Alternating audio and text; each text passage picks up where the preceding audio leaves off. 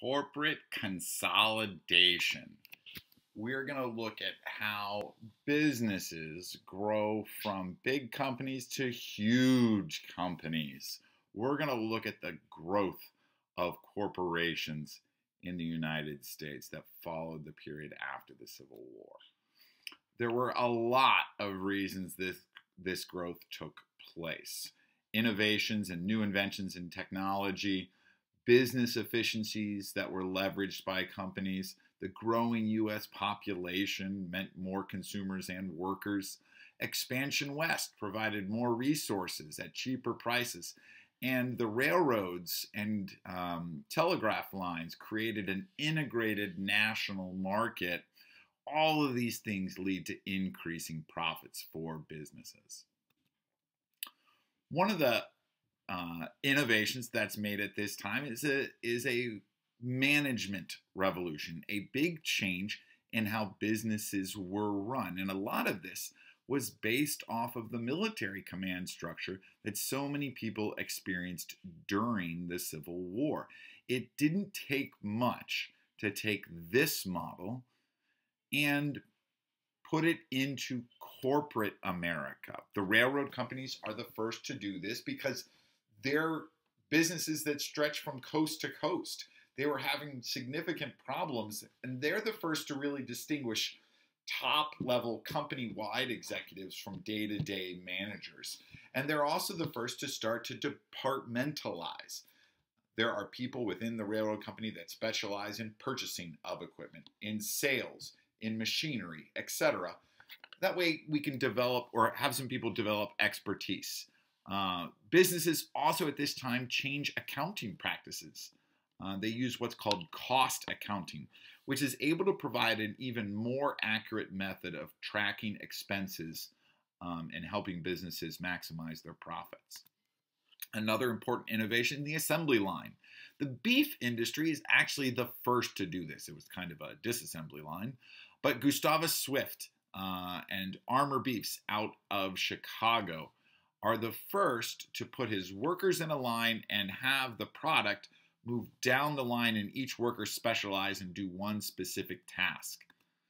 Swift is also one of the first to use what's called vertical integration. This is where one owner controlled all aspects from going from raw materials to finished goods. He owned the cattle yards, he owned the slaughterhouse, he owned the refrigerated train cars, he owned the distribution centers and the delivery wagons. He even owned marketing firms to advertise his products and fertilizer factories where he could take the byproducts from the beef industry and leverage those into profits as well. Another new technique of this time period is what's called predatory pricing. This is where large firms, and firms means businesses, would cut prices so low. They would cut prices below their own cost. In other words, they were taking a loss on those sales. Now, this is really easy to do if you are a national firm. If you're selling nationwide, you can slash your prices in California, take a loss on your sales in California, and that would be balanced out by making a profit everywhere else in the nation. With those lower prices, after slashing those prices, the larger firms take all of the sales, all of the business, all of the customers from smaller local firms. They either bankrupt those smaller firms or force them to sell their firm at a reduced price to the larger company. And then as soon as that competition is eliminated, they raise their prices back up. One of the most notorious predatory pricing users was John D. Rockefeller and his Standard Oil Company. He also used vertical integration. Rockefeller controlled all aspects of the process in some parts of the country, from oil well to distribution network. He also worked with railroad executives to receive what were called rebates. Because Standard Oil did so much business, Rockefeller was able to go to the railroad companies and pressure them into giving him a better rate than anybody else in the country could get. Rebates are going to be a point of contention among small farmers. We'll talk about that later. Rockefeller, though, is maybe even better known for horizontal integration. This is where he really developed a monopoly on the refinery process. Yes, he owned some oil wells. Yes, he owned some distribution systems. But what really made Standard Oil was ownership and control of the oil refining process almost nationwide. That meant that if you wanted to take crude oil from the ground and turn it into something that people could actually use, you had to go through Rockefeller. And he was able to control the price that he charged for that. He's able to pressure competitors with predatory pricing. He often would propose a merger before driving somebody out of business if they didn't accept. And in the 1880s, he owns and controls 95% of the refinery business. Standard Oil, in fact, grew so big that many states ban corporations from owning stock in competing companies' stock. So, Rockefeller forms what is our nation's first trust. Okay? And this isn't like a trust fund. This is a business trust. What this was it allowed someone to legally allows a person or a corporation to control another person or corporation's money and business. Standard Oil would control the other firms but did not own them outright. The firm owners, the other business owners, would transfer their stock to trustees who would receive these trust certificates, which would guarantee them payment from profits of the trust. Well, what does it mean to be a trust? What it means is they don't compete with each other. So, in effect, Standard Oil either owns or controls almost all of the oil business in America, and they make sure that those individual oil companies are not competing with each other. When businesses do not compete, capitalism can break down because competition is good for consumers. Competition keeps prices low and quality high. Standard Oil got around that with the trust. They're no longer competing with each other, and as a result, profits are going to soar. Standard Oil is the first trust, but we soon have trust in many other important industries. We get a small group of associates who own stock in a group of combined firms.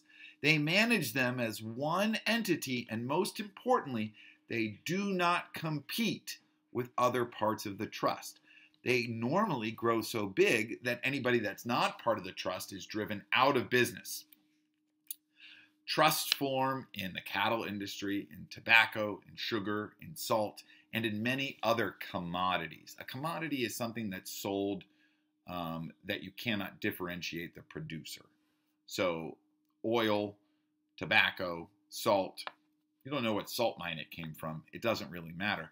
These are the industries that are best to form a trust in.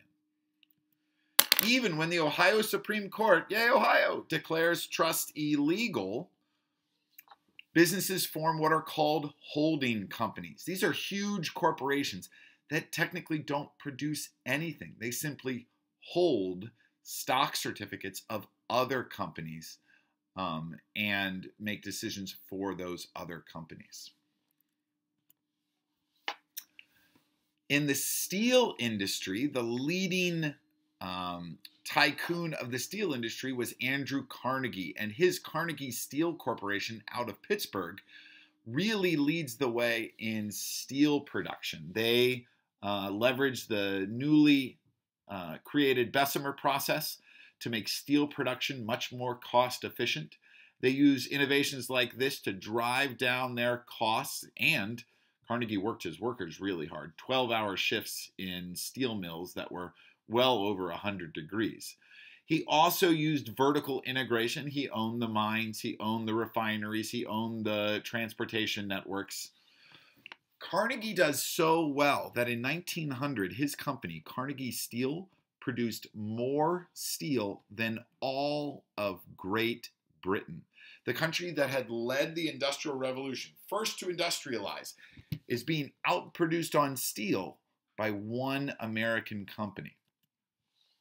Finally, we should talk about the premier banker of the era, J.P. Morgan. He gained prominence by investing European money in U.S. corporations, and his firm assisted in mergers, bringing large businesses together with maybe smaller businesses that they were buying out. He also bought and sold stock at a profit, like a lot of people at this time. But what he was famous for was using what were called interlocking directorates. How this worked was Morgan would buy struggling companies and then install people on the board of directors on multiple boards. So he would have the same people sitting on the board of directors on multiple companies that were supposed to be competing with each other. Well, once those people were installed on the board of directors, they would be given instructions to not compete with each other. Maybe they divide up the country and one firm takes the Northeast while another firm takes the Southwest. Maybe they would shift and specialize in specific products so as not to compete with each other. The end result is a decrease in competition, bad for consumers, but good for those businesses and stockholders. All of this consolidation, these changes in business, lead to success for big business.